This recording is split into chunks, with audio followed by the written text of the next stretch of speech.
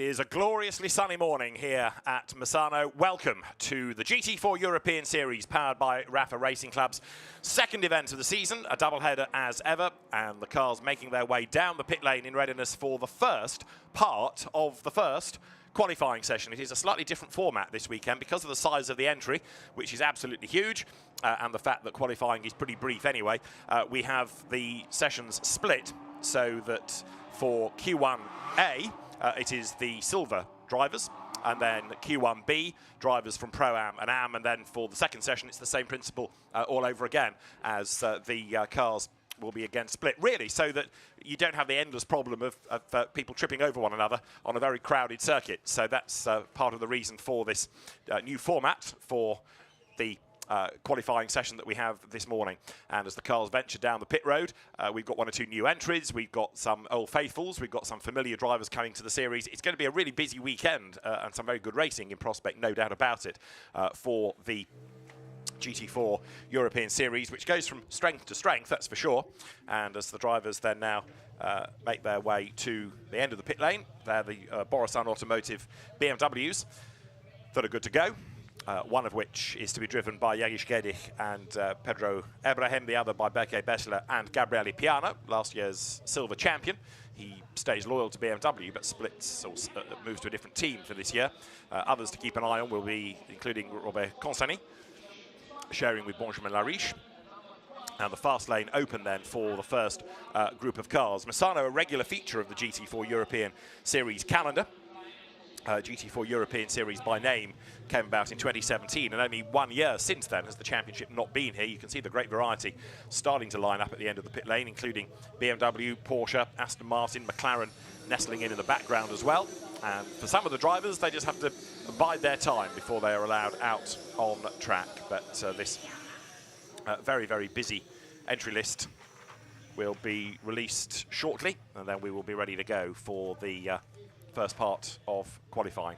So the BMW's at the head of the queue. As far as the championship is concerned, we've already had 2 races at Paul Ricard, and so Enzo Juliet and Etienne Shelley come here as the silver championship leaders from Josh Ratican and Tom Leben, and then Raphael Renhofer and Hugo Sasser.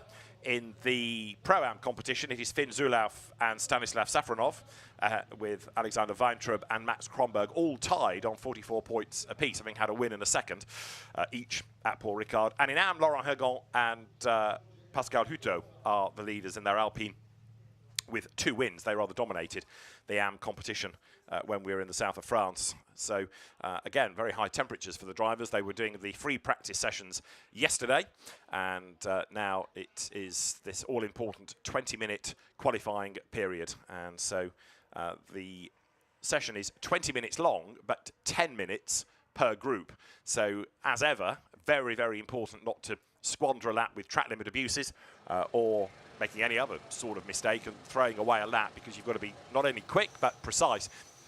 But that is why the entry has been split like this, so that you don't have quite the same traffic-related dramas. The road is that little bit clearer. So you're looking down across the pit lane. The Porsche Caymans all queued up from the different teams. Wimmerwerk Motorsport, as well as Allied Racing. There is the Mahiki Racing Lotus nestling into the mix as well. Max Bird and Dexter Patterson in their silver class car. We'll pick out 1 or 2 more as the session goes on, but also keep an eye to the RAFA Racing Team McLaren of the man behind the RAFA Racing Club organisation, Rafael Martinez, sharing with John Lancaster. They shared together last year in the... Sorry, they raced against each other, I should say, in the McLaren Trophy, but John moving across to join RAFA within GT4 European Series for this season. Now, the green light at the end of the pit lane is imminent.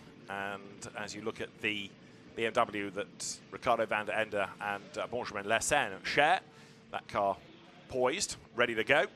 We'll confirm as the session goes live, and it's about to, who drives what. The session is underway then as the light goes green. So 20 minutes of Q1, but 10 minutes for these cars as they now make their way out onto the circuit. So it's a long pit lane to pit out. It sort of bypasses turns 1, 2 and 3, and be careful not to go over that white line. You've also got to be careful in racing, because if you sweep out of turn 3 and your line corresponds with the line of somebody coming out of the pit lane, it can get quite messy. But the road now starting to fill up. Ignore this lap because it's an out lap. It's the end of the next one where we'll start to see some lap times, and you can see one or two already keen to wriggle through the traffic and get themselves up to the head of the queue as they make that run up towards turns 4 and 5, which is the hairpin and the kink that then brings them back round the other side to this fast back straight. So amongst those that have gone out first, Benjamin Lariche aboard Audi number 3, Lonnie Martins, Ruben Del Sart, and newcomer for Team Promo Drive, Benjamin Silverstersen, who is just 16, started racing in the Mini Challenge and took 5 wins last year. He will be doing Italian GT4 largely, the Finn, but coming to race in the European Series on Italian soil. So one to watch, I think. Benjamin Silverstersen. Championship leader Enzo Juliet, Jagish Gedik out on track, Beke Besler and Luc Ibanez will be one to watch as well. Haraldin Nuruddini's the wheel of 22 Porsche. Others will pick out as the session goes on.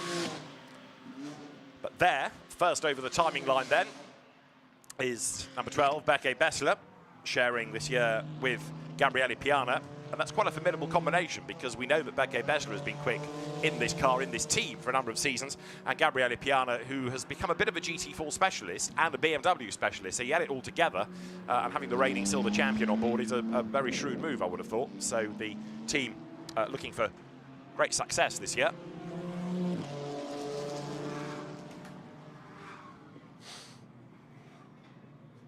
Beke Besler now attacking the sectors, and he's only got 10 minutes in which to do all of this.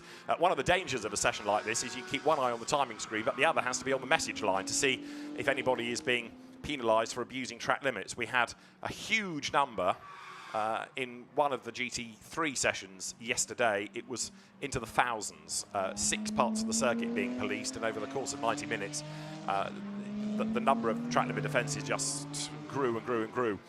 So far, so good. Nobody being reprimanded, but then again, they're not pushing that hard yet, even though they will be doing pretty soon. Eric Evans, the Canadian driver in the number 61 Ford Mustang, is the man with the best first sector time to his credit. Number 11 BMW Jagish Gedik just going through shot you saw a moment ago.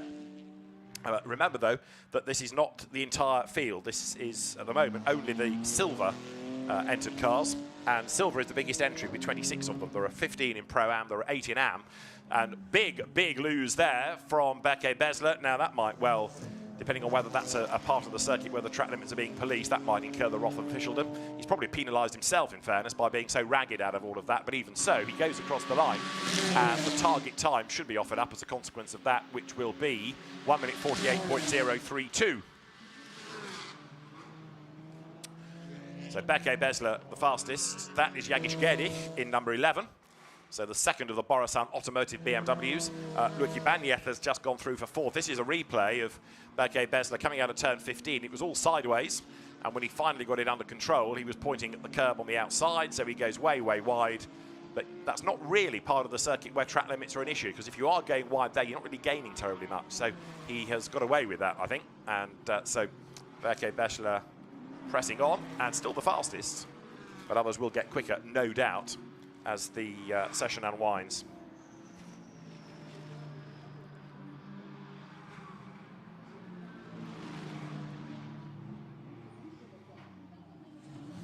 Number 100 there is the Pro Sport Fabio Rauer, Hendrik Still, Aston Martin. Hendrik Still switching from Porsches to the Aston for this year, race winner last season, and always a man to watch, but it is going to be his new co-driver, Fabio Rauer, who's a GT4 Germany racer, who goes out first.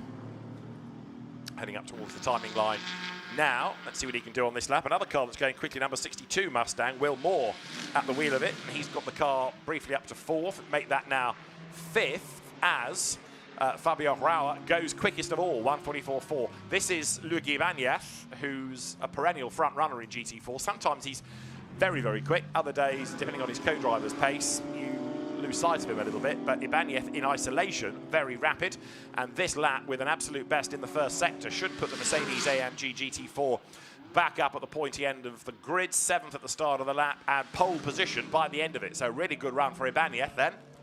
Goes to the top. And it's shuffling behind him as well. Wilmore, Ruben Del Sart also trading times. And into 9th has gone number 81 McLaren. This is the car that Jemima Hepworth shares with Cameron Lawrence. And the team manager of number 62 to race control immediately. Now 62 has just had a lap time taken from it. That's the Wilmore Matt Nicol-Jones Mustang. Jamie Day has gone second, the quick Brit in the Aston, number 82 Jamie Day. The racing spirit of Le Mans car that he shares with Matteo Villagomez. So Jamie Day up to second. Nelson Panciotici's Alpine, which was pretty quick at Paul Ricard, that's now gone up to 4th fastest. But it's changing all the time because now Ivan Ekelchik, who was also very quick at Ricard, has gone briefly second, back down to 3rd, partly because of an improvement in the time of Haralind Nuradini. Number 39 heading up towards the line is Roberto Faria, former single-seater racer. Came across the GTs at Ricard and goes 5th fastest on that lap then. So a good effort from number 39, the Brazilian driver, Roberto Faria, that we saw in GB3 and British Formula 4 for a number of seasons.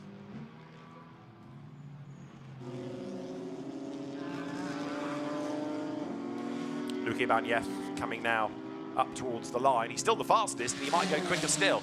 A 1:40.0 last time around. Can we get him into the 1:39s now as he breaks the beam? And the answer is yes, we can. 1:39.922. So look, Ibanez moves the goalposts by 0.2 of a second away now from Haralind Nuradini. Ivan Ekelchik, 3rd, Jagish Gedik, Beke, Besler, Jamie Day, Wilmore, Roberto Faria. And then Oscar Christensen getting himself now 9th fastest. And there's more shuffling going on because I think now, yes, lap times are being removed. Jamie Day's lap has been taken off him, I fear. So he's fallen to 7th. There is Rafa Martinez waiting his chance to get on board and hit the circuit. Another one to watch, I think, could well turn out to be the Elite Motorsport McLaren of Josh Rattigan, because that's just got itself to 9th. Tom Empson in the sister car is a little bit further down the order. Tom Empson is 17th at the moment. And another driver that we've not yet touched on, but probably should, is Florian Brichet, who is 19th and normally pretty quick. Jem Hepworth goes up to 16th then in the McLaren. So good effort. She was in the McLaren Trophy last year, former Brit car racer Jemima Hepworth. And I think I got excited early on about Fabio Rauer going quickest. Well, he had his lap taken off him. So Rauer is now down to 26th. We've not had that many cancelled lap times, but enough. 82 then. Jamie Day, who was well up earlier on, now trying to fight back. Up to 4th quickest has just gone 92. Emil Heyerdahl, the Norwegian driver in the Porsche Cayman. Let's hope he keeps that lap. And the next one to lose a lap time is Enzo Gillier. So the championship leading Silva is only 17th at the moment with a lot of work to do. And this is part of the battle in GT4 because it's so busy, qualify badly, and you really destroy your race because it's just difficult to get through all of the traffic. The AMs and the Pro-Ams now making their way down the fast lane because the Silva group are heading towards the end of the session. Only 43 seconds to go. More and more lap times are being taken off people, including Jemima Hepworth, so she's now lost a lap. David Kuhlman also trying to improve at the foot of the times. Jamie Day goes through and is 11th fastest because that lap didn't count either because of a track limits offence. So Luc Ibanez underlining the importance of staying out of trouble. He is currently the fastest by 0.3 of a second. Roberto Faria still pushing on. And 39 Aston heading up towards turn 14 now, the back part of the circuit. 11, 12, 13, 14. Tightens, tightens, tightens, tightens all the way around. It's a kink to a corner, to a tighter corner, to a hairpin. Couple of lefts bring you onto the pit straight. Whoops, way sideways there, Roberto Faria. That shows you how hard he's trying. It's great watching GT4 cars because without the same amount of aero as GT3, they move around a lot more. You certainly saw Roberto Faria's car move there. Over the line then, flag out for the Silvers. Green flag now for Group B. So the road gets busy with some coming in and some going out. So you'll have this overlap where almost everybody is on track. That's the replay of Roberto Faria going way, way, way towards the weeds, and he got away with it just. Oh, for the joys of runoff tarmac. But in super slow-mo, great to see Roberto Faria recovering from that. And where did he end the session? In the end, he was only 16th fastest, but there was a lot of effort put in. And then he was wide over the curb and lost the lap time. So after all that, it didn't count because he had all four wheels off the racetrack. Number 20 going down the pit road. That's the Denis Bulatov and Lucas Meyer Mercedes. So you can see the cars that are coming out because they're the slow ones. Whereas those cars that we've just had in the session will be on a cool-down lap. This is the Schumacher CLRT Pascal Hutto-driven Alpine, the rather dominant AM from Paul Ricard, Pascal Hutto, sharing with Laurent Hergon. So you can see how busy it is now. This is what it's going to be like when we go racing with so many cars out on track. As Group 1, as if you were, updates. Benjamin Lariche's Audi goes second, Josh Ratican up to third in the end. And the elite McLaren's never really got going, and nor did that car. So 18th in the end for Enzo Gillier, the man that comes here 11 points to the good with Etienne Chieli in the Silver Cup. Now, although they're split into two groups, it is one grid. So if you are a quick pro in a Pro-Am car, or a really quick Am, for example, you could still out-qualify the Silvers. So the Silver grid positions are not done yet. They can be radically affected by what we have coming up for the next 10 minutes with these other two category of car coming over the line now. So you've got Stanislav Safronov over the line, Vasily Vladkin also, and Andy Cantu has just gone by. Denis Bulatov, we'd seen leaving the pit lane. Finn Zulauf, one to watch in his Porsche.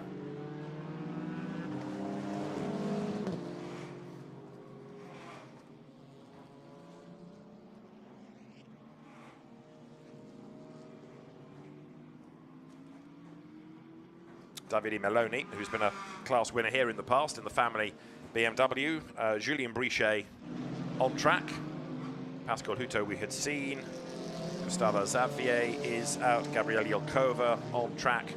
And also now Jordan Kerridge in another of those Lotus that we are glad to have in the championship this year.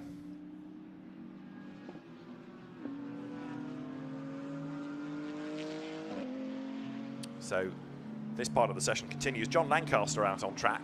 Now this is a gold graded driver in 812 McLaren. You're looking at, so he'll be one to watch. You're looking at number 70, Rick Boutbourn in the BMW, getting up to speed.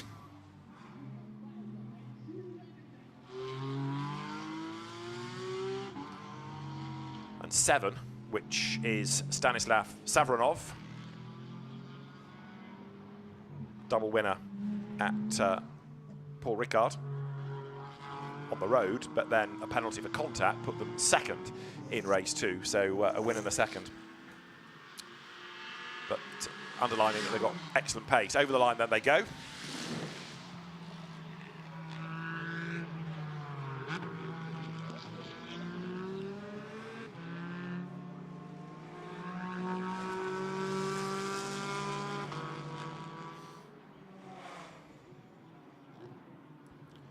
Right, so now the Pro-Am entries starting to pick up the pace a little bit. Number 7 you're looking at, which is Stanislav Savronov. But I still think John Lancaster as a gold-graded driver will be one to watch in the 812 McLaren. So 15 Pro-Ams, 8 Ams on track.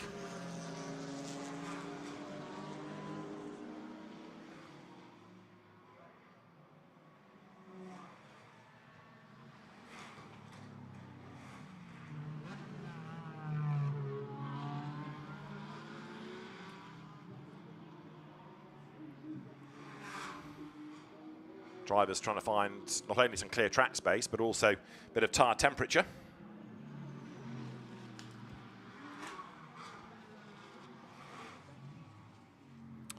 And Luki Banyet's 1:39.808 from Q1. still stands as the best time, but you're down to 4.5 minutes, just over, for the Pro-Ams and Ams now to try and work their magic. So Stanislav Savronov, who's been a regular in the GT4 European Series these last couple of years, up towards turn 16. Now the fascination is as to where these cars are going to slot in relative to the Silvers. Up to the line comes Safronov, breaks the beam, and 19th is the answer. So straight away ahead of a number of those silver session cars.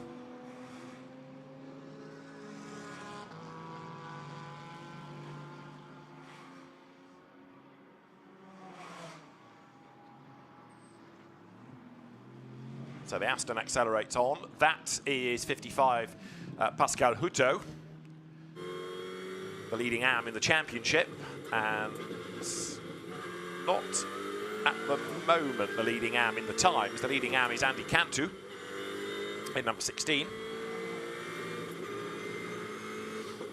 Former Lamborghini racer. And a big, big lose there. 72 Kevin Jimenez, I think that is, the Clio star of a few years ago. Kevin Jimenez losing it at the last corner for GPA Racing. Patron David Pouget racing in the Clio Euro Series here this weekend, but a big spin for Kevin Jimenez. Right, so he gets going again. Laurent Hergon Pascal Hutto, I should say, in Laurent Hergon's Alpine carries on. That is the recovering Kevin Jimenez over the timing line in the GPA Racing Aston, having switched from Renaults to French GT4 and GT4 European Series. That's how he got it wrong. Way too much speed carried out of turn 16 and around it went. Thankfully kept it away from the wall and was able to be avoided by the traffic coming onto the pit straight. Less than 3 minutes of Q1 remain as you look there at 72. So that's Kevin Jimenez, who is a quick driver. He was very rapid in Renault Clios in the so-called Challengers Cup for the sort of young guns, but adapting now to GT4 machinery. Julien Brichet doing good sectors in number 46B, 46 Porsche, the Cayman, there it is. Down now towards turn 11. Stanislav Safronov, by the way, is the leading Pro-Am. Now up to 10th, John Lancaster up to 13th. Bit of a wobble for Brichet, who's got bags of experience, so he's able to sort that out. Hustles up towards the line. Julien Brichet, who's been a Peugeot 206 champion, Peugeot 308 champion, Seat champion, all in France. So in one-make saloons he's good, in GT4 sports cars he's good. The Pro-Am decal on the back telling you which class he's in. He comes up towards the line, and Brichet will go where? The answer is 6th quickest in the end, 1 minute 40.251 with the absolute best in the last sector. The Misano circuit with all of the different cut-throughs and track layouts for cars, for bikes, for trucks, for club racing. 75 Porsche. That's the car of AV Racing's Paul Petit and Noam Abramczyk, and it's Paul Petit at the wheel.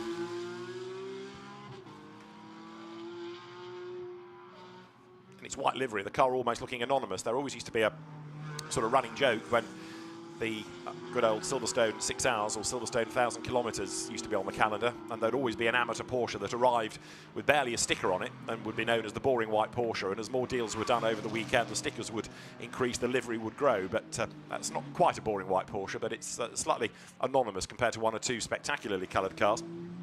John Lancaster, having been excited about his lap time, well, it disappeared. Track limits. So John Lancaster has got to go again. Andy Cantu still pressing on as the best of the AMs in number 16 Mercedes AMG, another of the cars that comes out of the NM Racing stable, as does the car that's quickest, Luke Ibanez's car. But remember that with 40 seconds on the clock, when the cars go out in Q2, different driver. So it could be a very, very different order. And it continues to shuffle, as we saw yesterday in GT3 qualifying, even after the checkered flag, when all the penalties finally get through the system, because there are so many to have to address. 66 is Gabriel Yelkova's Toyota Supra, chasing after the BMW M4s. Of course, that Supra on a BMW floor plan. Bit of a twitch as the Matlock car gets caught up over the curb heading into turn 1. You'll see the drivers go right to the very outside line and then try and dart across to get the apex. Well, that was what Yelkova was doing, but very nearly came a cropper by going up onto the curb. Getting a few cars being looked at for pit stop infringements or possible pit stop infringements. The flag is out, so session's at an end. They're one of those Lotus Emiras. Number 69 is Jordan Kerridge's car from the Mahiki Racing team, which This car shared by Stephen Lake, one of the men behind the team, and it's good to have Lotus back in GT4 racing. Back in GT racing, back in sports car racing in general, because it's a great name to have, it's a great brand, and these cars racing in GT4 in the British GT Championship as well as in the European Series. The car's still being developed, it's relatively in its infancy, but making good progress all the time. Checkered flag out as Jordan Kerridge gains the place provisionally on the grid up to 47th, but first time he's raced here, so a big learning curve for the drivers and for the team as well. So Q1 at an end with Luc Ibanez, Julien Brichet and Andy Cantu as the pole position drivers.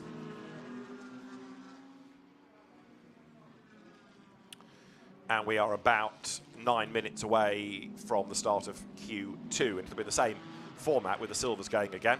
That's 55. Whoops, off into the gravel goes Julien Brichet. Off into the tyres goes Julien Brichet.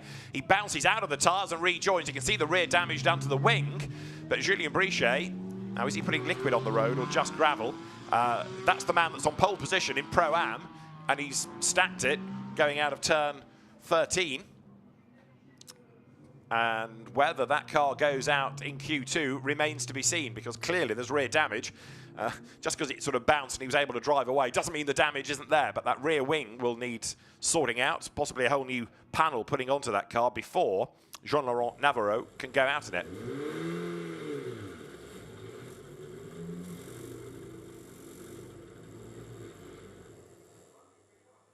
Right then, into the pit lane has come the Pascal Hutto Alpine, the Schumacher CLRT squad running different cars from different brands in GT3, GT4 this season. The CLRT bit, Combe Ledegar Racing Team.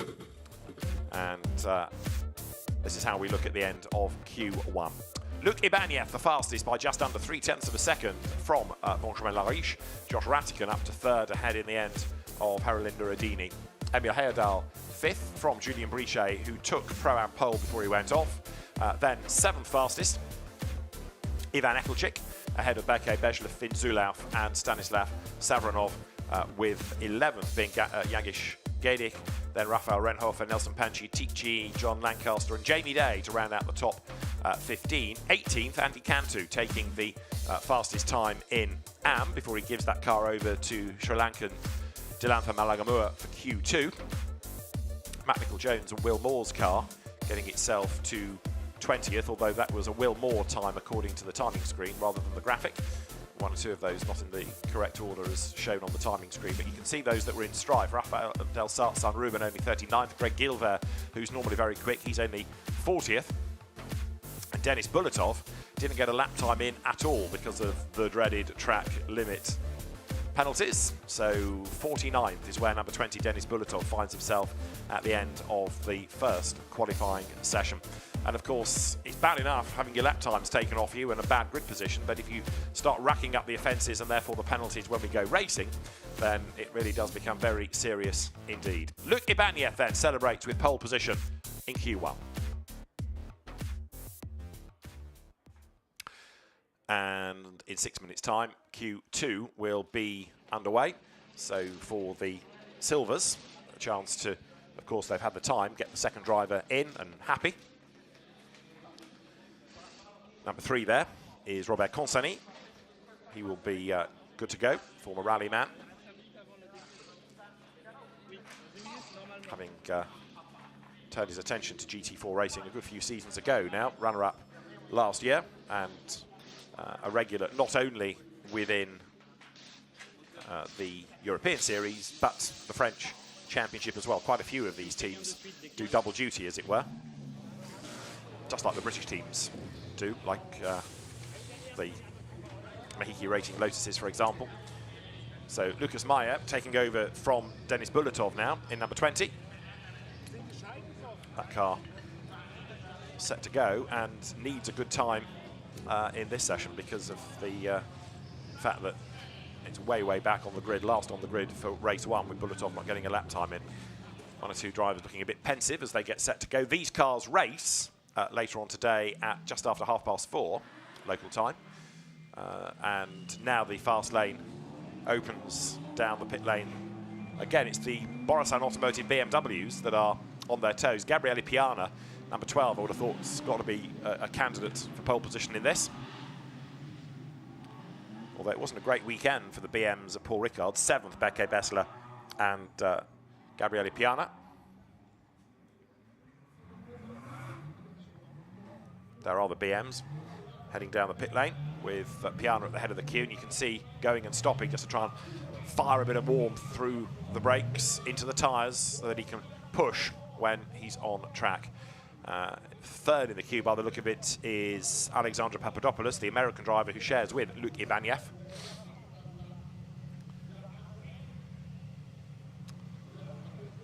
And going past my window are the cars joining the fast lane, and a chance to drool because it's a great entry with Audi, Porsche, Aston Martin, BMW, Toyota, Mercedes, Alpine, Lotus, Ford, what have I missed? McLaren. Outstanding, showing the huge growth over the last 20 years or so of GT4 racing. 49 cars on the entry list for this weekend, which is quite something. And you can understand why qualifying has been split here to give people a reasonable chance of getting a lap time in.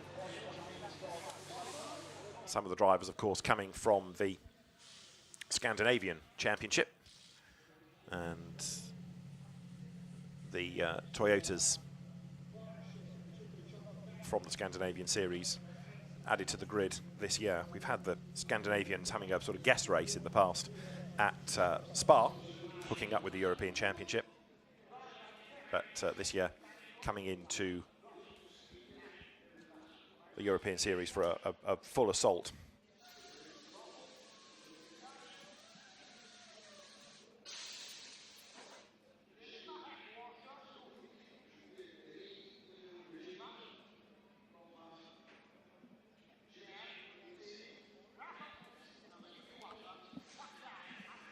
Number 39, which was Roberto Faria for the first part of qualifying, now Baudouin Detou for the second element.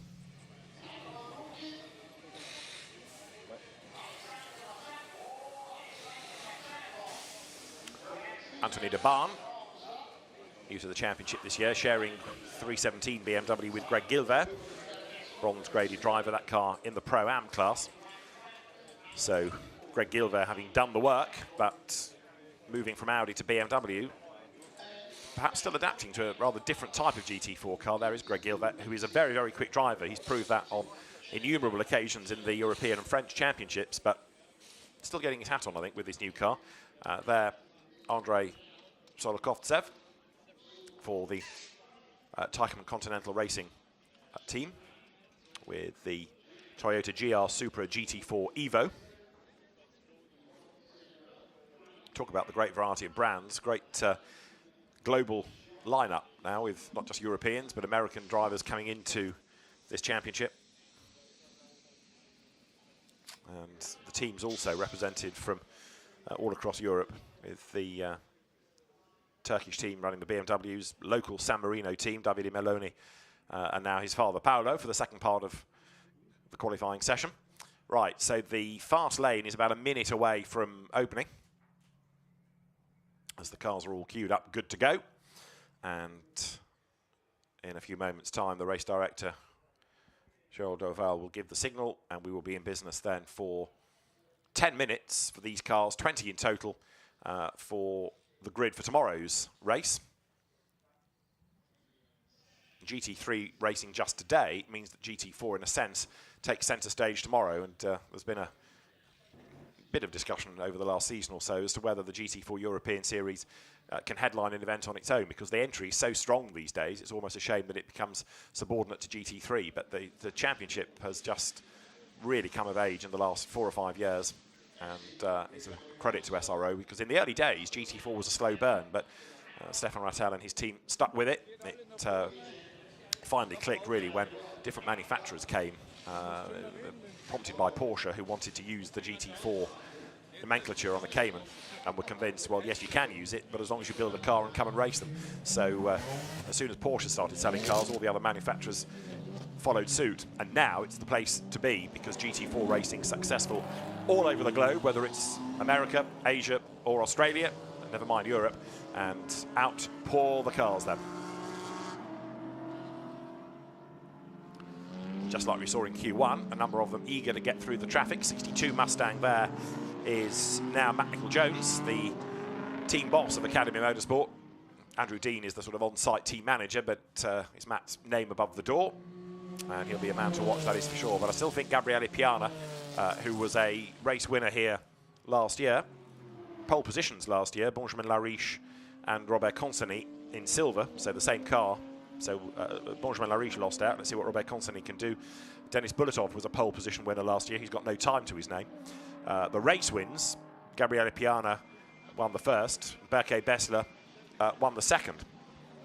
Well, now you team them up. So in theory, they should be very strong around Misano. Last year, Gabriele was with Michael Schreib.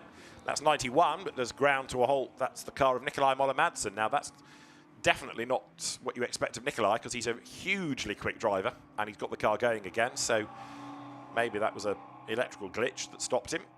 But thankfully, the car is fired up again, and Nikolai Moller-Madsen gets going. That's the car that he shares with the ever-improving Ivan Ekelchik. So, as I say, last year, Gabriele Piana with Michael Schreib, who's gone back to racing in the DTM Trophy, the German GT4 Championship, and Berke Bessler with Tom Edgar. But you put them together this year, and there's the BMW out of the Borasan Automotive stable that goes down towards turn 1. So Gabriele Piana will be the driver that sets the benchmark time. Whether it's going to be good enough to keep him at the top, we'll have to wait and see.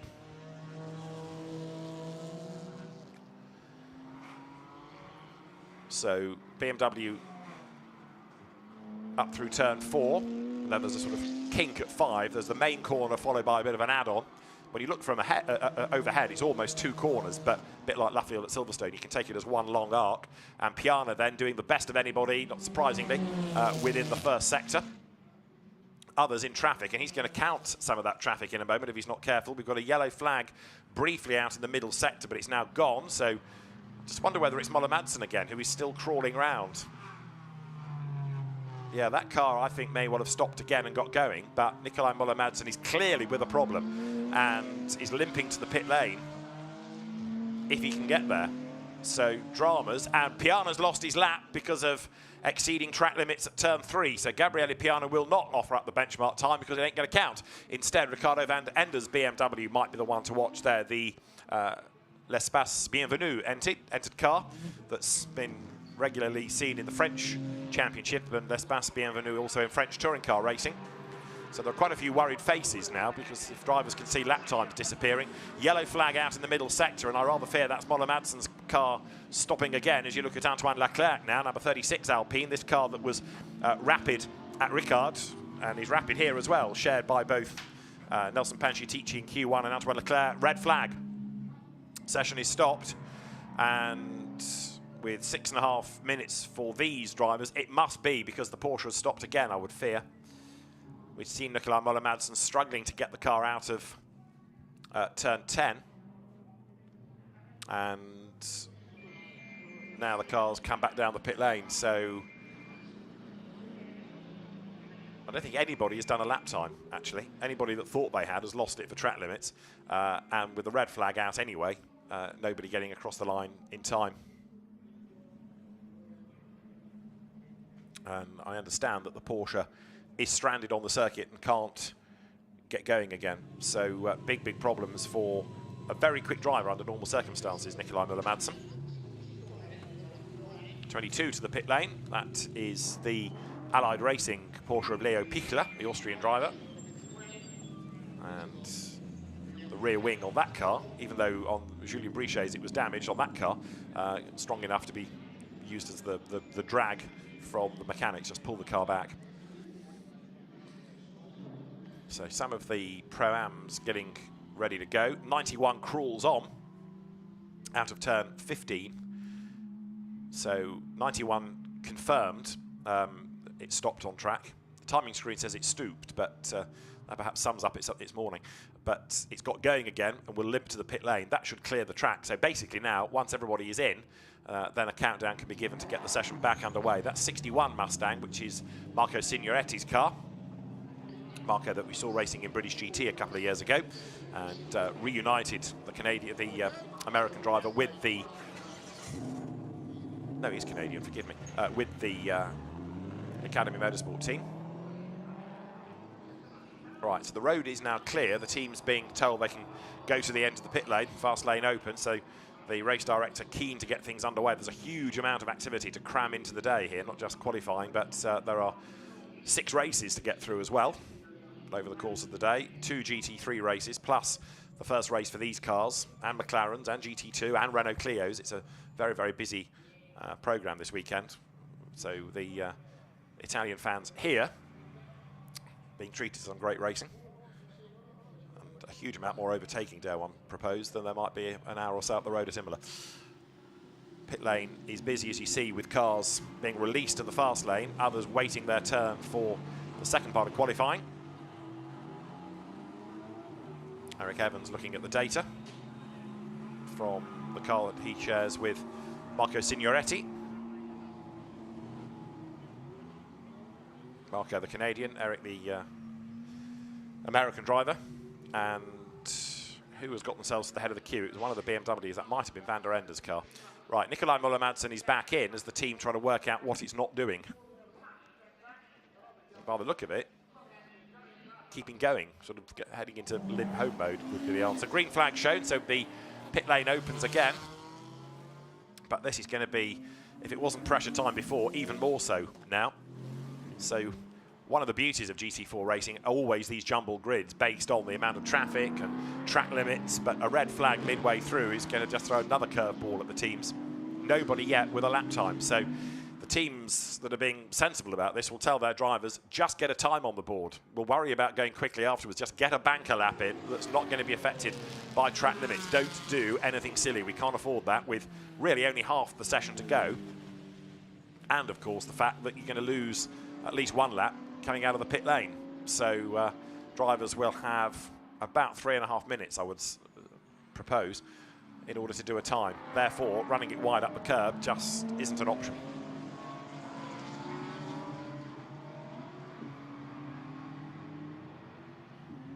Number 9, Etienne Shelley in the Supra, winner of the first race at Paul Ricard. And that is 62 Mustang, which is Matt Nicol-Jones's car. The sister car, Marco Signoretti, we'd already looked at. The Mustangs are fantastic. They make a great noise. They might not be the most aero-friendly cars, but it's just brute force and horsepower.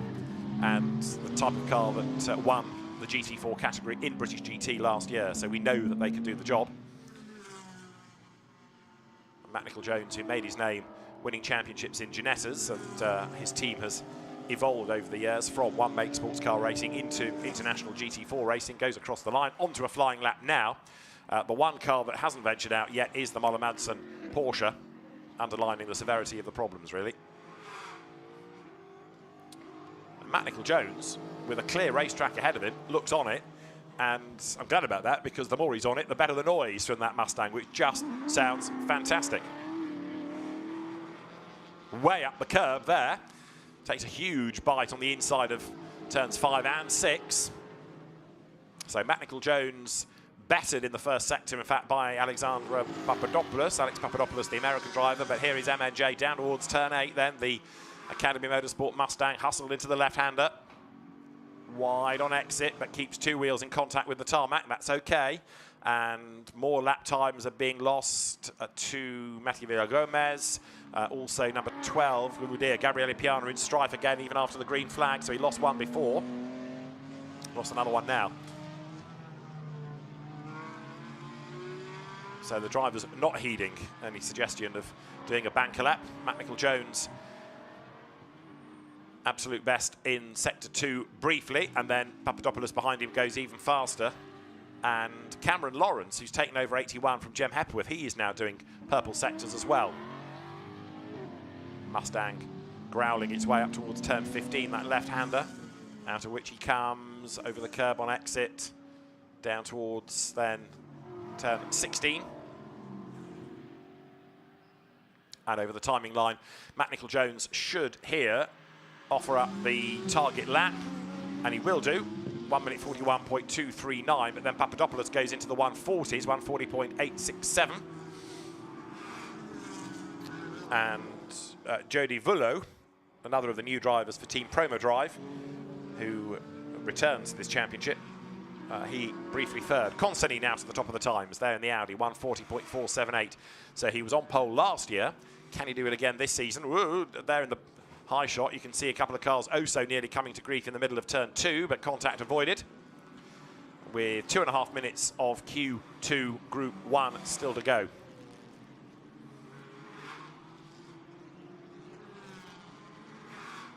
Superb shot from the drone of the different configurations of the circuit, what's around the Misano track. And that's the driver that was briefly quickest, but now down to 4th, Alex Papadopoulos, who's in his 2nd year of GT4 European Series, getting better and better all the time.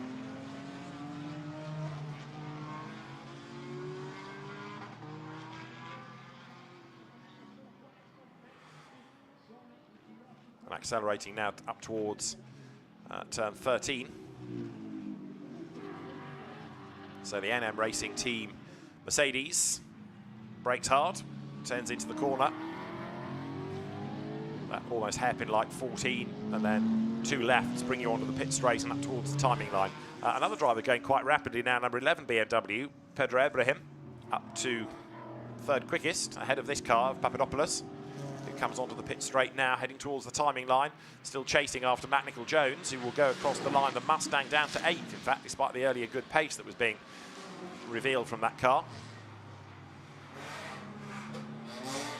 Muller Madsen still in the pit lane. 1 or 2 more have had a quick pit stop and are venturing out now. Ricardo van der Ende only 12. Hendrik Still, as you see, is 10th fastest. Race winner last year, even out of Pro-Am in the Porsche, but switching to the Aston for this season, sharing with Fabio Rauer. They did go well in the Ricard races. Showed good pace, even if they were a little bit out of luck.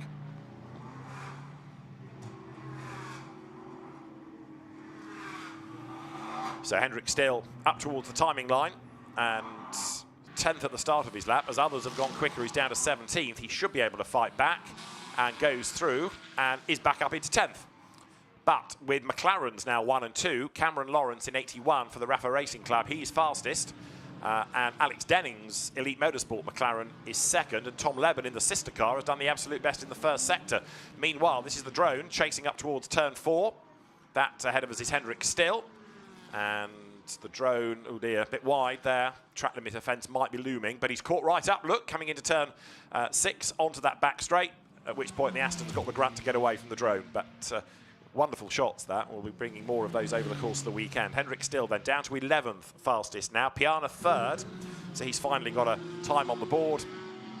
But green flag has been shown for the 2nd group of cars. That means that these drivers will take the flag and have to pit. And this is Tom Leben making his way now up towards the timing line with an absolute best and a personal best. Tom Leben, Ginetta Junior champion back in 2020 and raced in GB3 and then Formula Regionale for a season or 2 before coming to GT4 in the Winter Series. So going back, if you like, to where he started with Elite, with a roof over his head. Tom Leben breaks the beam, and the answer to his lap is 6th quickest in the end. So it ebbed away a little bit towards the end, but it brings him into the mix. Robert Conseni fastest again. Whoops, an Audi has spun, and that looked like it might have been Conseni's car. It's certainly, oh, or is that the Meloni BMW? He corrects himself. Yes, it might be the Meloni BM that's just left the pit lane, rejoining at turn 5. It is, apologies. So the number 37 BMW, that is, from W&D Racing Team, Paolo Meloni, Senior, would have taken that over, and he's had a rotation. Right, so now the Pro-Am cars and the Am cars trying to get through the Silvers that are on a slow in-lap, but it just becomes very, very busy. Robert Conseni then the fastest by 6/10 in the end from Cameron Lawrence. Alex Denning 3rd, Gabriele Piana 4th, Leo Pichler 5th, Tom Leben 6th, and then 7th fastest, Vinny Beltramelli, 8th quickest Hugo Sassa, 9th Alex Papadopoulos, 10th Pedro Ibrahim. That was the order. Now let's see what the rest of the order is going to be. 75 Porsche is now Noam Abramczyk taking over from Paul Petit. And contact between number 12, Gabriele Piana, and 92, Emil Heyerdahl, will be investigated after the session. So we didn't see it, but something happened out on track.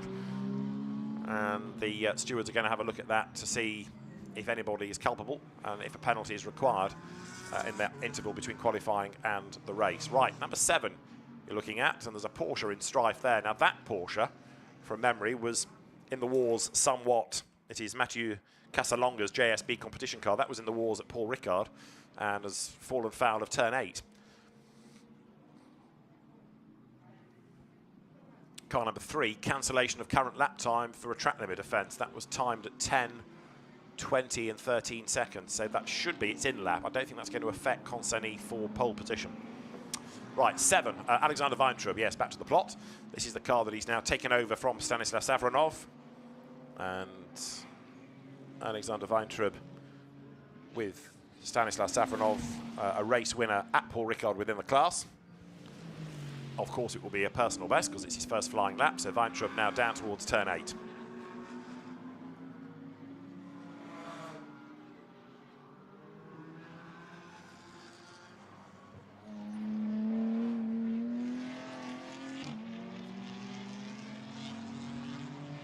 So the Silvers pitting. The road therefore gets quieter for 6.5 more minutes. And the next fascination is where the leading Pro-Am and Am cars are going to get relative to the Silvers, because a good Pro in a Pro-Am car will certainly be able to threaten the Silvers. Alexander Weintraub, in the meantime, trying to take class pole position, coming up towards turn 14. The Aston Martin vantaged, run by the Mirage Racing team, and slows right down, probably to let the traffic go, but he's got to be careful that he doesn't let traffic get ahead of him. So you've got to manage this, and therefore he perhaps involuntarily gets in the way of Dilampa Malagamua behind him, because the Aston slows, lets the cars ahead go, but then has to fend off that Mercedes so he doesn't fall into the traffic over the timing line. Now goes Weintraub. So the best lap we've had out of the second part of the session so far is number 90, Hans Holmlund, taking over from Emil Warausch in the Toyota from Scandinavia.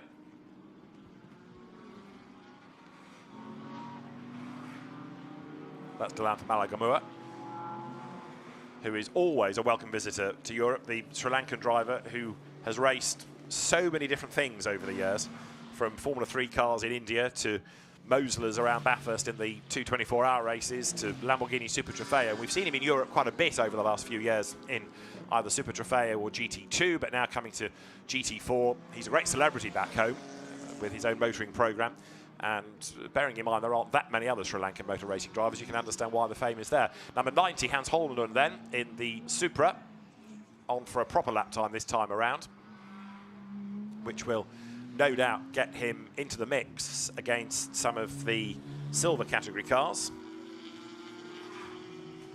Double Scandinavian GT4 champion last year and 2021. And the car looking very Toyota-ish, isn't it, in the works colour scheme. Comes up over the line, and that will put him 24th, Hans Holmlund, for Toyota Gazoo Racing Sweden.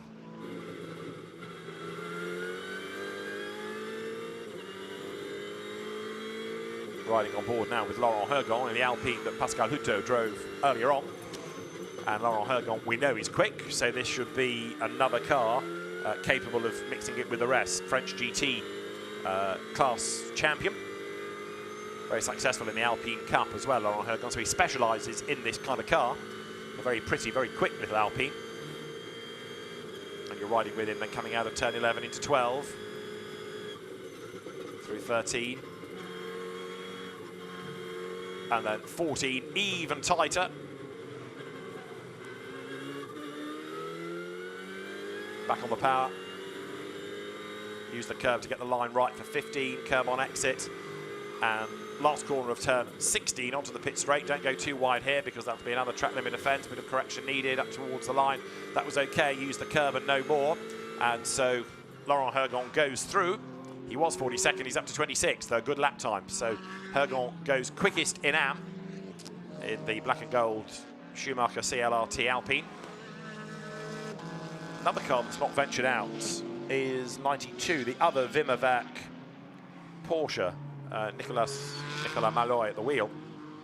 So Wimmerbeck having a pretty torrid day in Q2. Molly Madsen's car causing a stoppage and Malloy not going out. So one would suspect it's a similar problem that stopped both of those cars.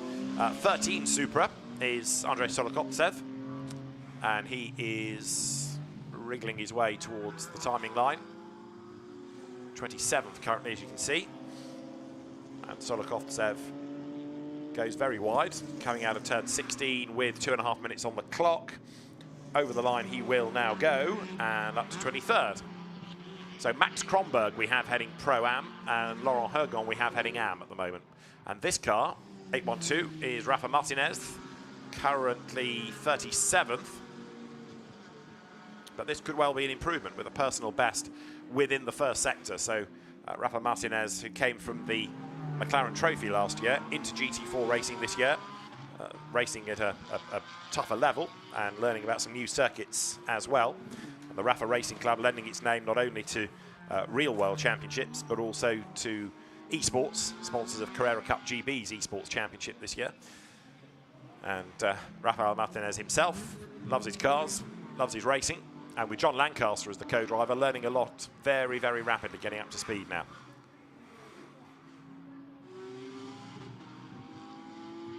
So Martinez up towards turn 14. The flag is about 90 seconds and counting away. And Robert Consonny's time from earlier on in the session still stands as the best.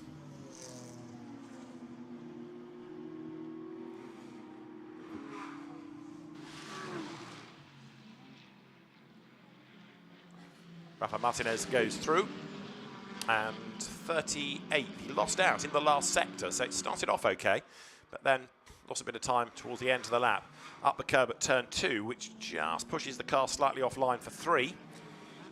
So have a look at his data with John Lancaster's help at the end of the session. John, who's raced all sorts of things over the years, from Formula 3 up to GP2 level, and then moved into sports car racing, LMP2 champion in the European Le Mans Series. That's Noam Abramczyk in the number 75 Porsche that is now fastest in Pro-Am. So Noam Abramczyk taking over class pole position. And behind on the road, number 60 Porsche, which is yet to do a proper lap time, but that car is out of the Razun More Than Racing stable for Richard Wolf. Chasing after Noam Abramczyk, as you can see, up towards the line, and Abramczyk's car heading, as you see on the little track map, out of turn 15, short straight, into 16, and then up towards the timing line. And is he going to improve the lap time? It's good sector 1, not so good sector 2, and Abramczyk goes and does a 1:41.356 in the end, which is an improvement, hanging on to class pole position. But Laurent Hergon, the best Am, is 12th overall now, remarkable effort. So it's going to be a fascinating grid. This is for tomorrow's race, don't forget. That's Noam Abramczyk coming then after clipping the curb wide in super slow-mo. Look at the abuse that goes through the tyres. You can see it rattling over that sort of serrated curbing. Engineers hate that shot, but it's fantastic to look at. Gives you a great impression of what the cars, what the tyres go through. Max Kronberg trying to get pole position in Pro-Am back here. And he comes now towards turn 16. That's okay. Keeps 2 wheels on the tarmac. And Max Kronberg, with 2 personal bests, goes across the line. And he's up to 19th. And that's going to give him class pole on his last lap. So Max Kronberg taking pole position in his class. Excellent effort. That gives him the Pro-Am pole. Noam Abramczyk down to 2nd. And Hans Holmlund down to 3rd in Pro-Am. Laurent Hergon winning pole position in Am from Florent Grisot. And 3rd would be 97, Stefan Nilsson's BMW. So the checkered flag out, as you can see, session at an end. And that means then that the drivers will make their way back round to the pit lane. Max Kronberg's car with a really good final lap to go quickest in class.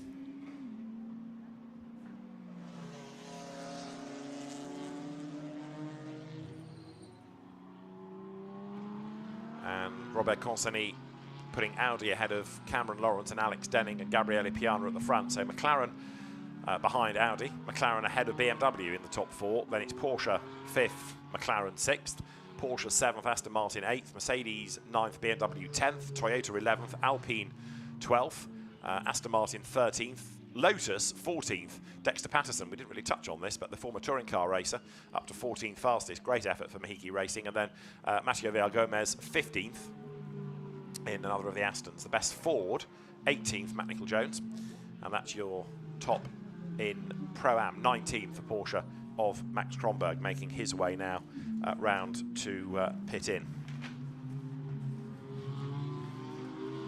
So still the timing screen with a few penalties to update, but provisionally Robert Consonny the fastest then out of Q2, ahead of Cameron Lawrence and Alex Denning third. Reigning champion Gabriele Piana nets fourth, ahead of Leo Pichler. Tom Levin sixth from Vinny Beltramelli, Hugo Sassa, Alex Papadopoulos and Pedro Ibrahim to round out the top 10.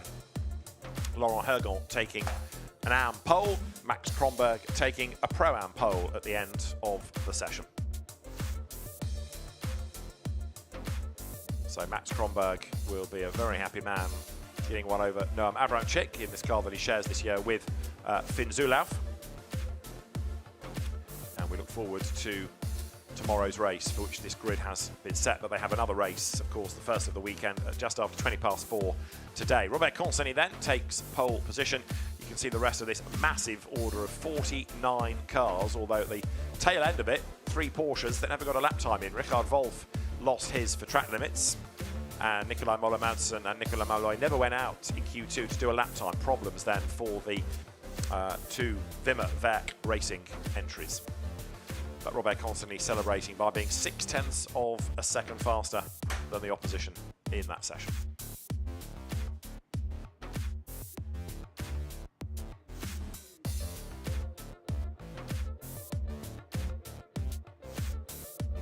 So those 3 Porsches at the back, well worth watching when we go racing.